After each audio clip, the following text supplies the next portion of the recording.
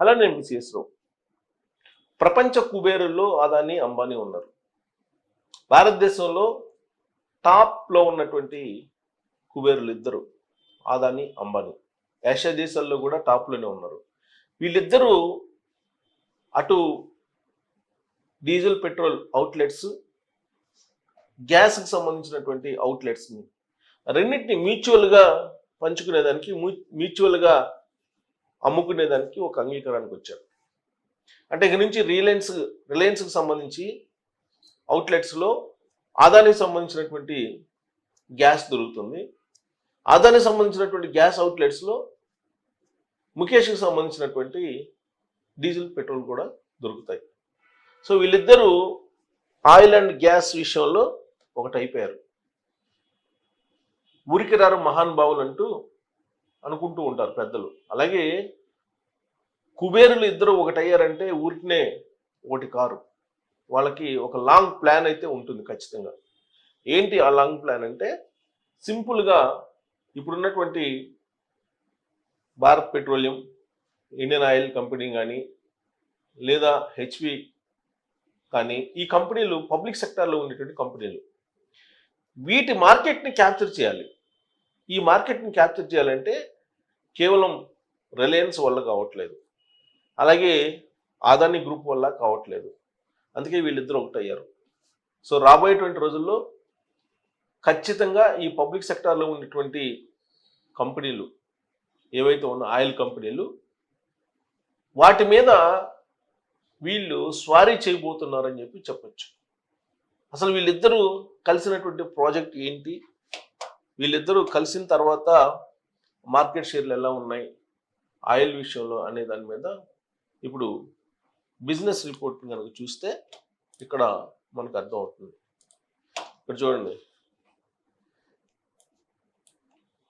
Asia కుబేరులు ముఖేష్ అంబానీ, గౌతమ్ అదానీ ఇంధన retail నెట్వర్క్లను పరస్పరం వినియోగించుకునేందుకు ఒప్పందం చేసుకున్నారు. అదానీ గ్రూప్ టోటల్ ఎనర్జీస్ సంయుక్త సంస్థ అదానీ టోటల్ గ్యాస్ లిమిటెడ్కు చెందిన సిఎన్జి రిటైల్ అవుట్లెట్లలో జియో బీపీ పెట్రోల్, డీజిల్ విక్రయాలను చేపడుతుంది.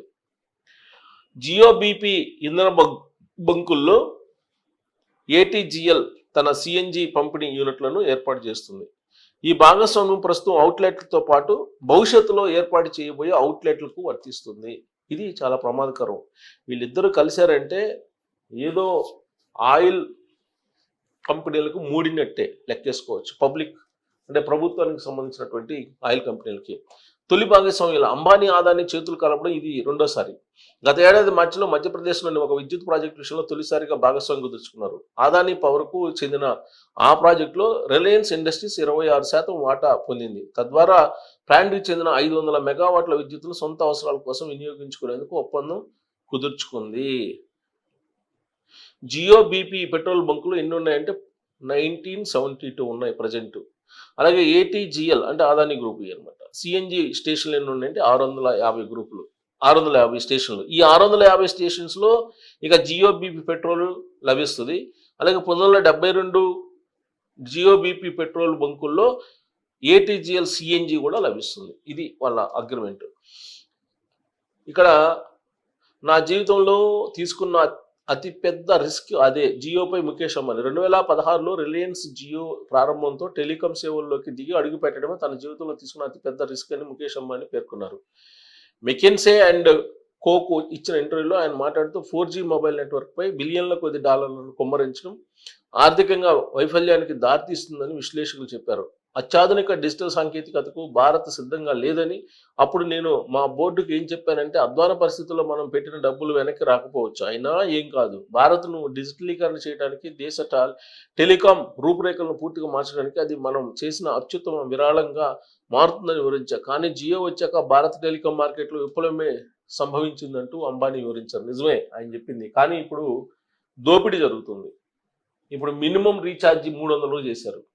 సో రిలయన్స్ వచ్చింది, అందరికీ ఫోన్లు అలవాటు చేశారు, బిఎస్ఎన్ఎల్ని దాదాపుగా కనిపించకుండా చేశారు. ఇప్పుడేమో రీఛార్జ్ రేట్లు పెంచారు. అది జరగబోయేది. వీళ్ళిద్దరు కలిసిన తర్వాత ఆయిల్ రేట్లు కూడా బహుశా కబ్జా చేసే అవకాశం ఉంది భవిష్యత్తులో. డీజిల్ పెట్రోల్ రేట్ని, సిఎన్జి రేట్లను కూడా వీళ్ళు వీళ్ళిద్దరు కలిసి దాదాపు ఇండియా ప్రజలందరినీ దోచుకునే అవకాశం లేకపోలేదు. ఆయిల్, పెట్రోల్, అలాగే డీజిల్, సిఎన్జి విషయంలో. మా నాన్న ఏం చెప్పారంటే రిలయన్స్ అనేది ఒక ప్రక్రియలా ఎప్పటికీ నిలిచిపోయే సంస్థగా ఉండాలి. నీ తర్వాత కూడా రిలయన్స్ కొనసాగాలని మా నాన్న ధీరుభాయ్ నాకు చెప్పారు. 2027లో రిలయన్స్ తన స్వర్ణోత్సవం జరుపుకోనుంది. 100 ఏళ్ల తర్వాత కూడా భారత్కు రిలయన్స్ సేవలు అందించాలనుకుంటున్నాను ముఖేష్ అన్నారు.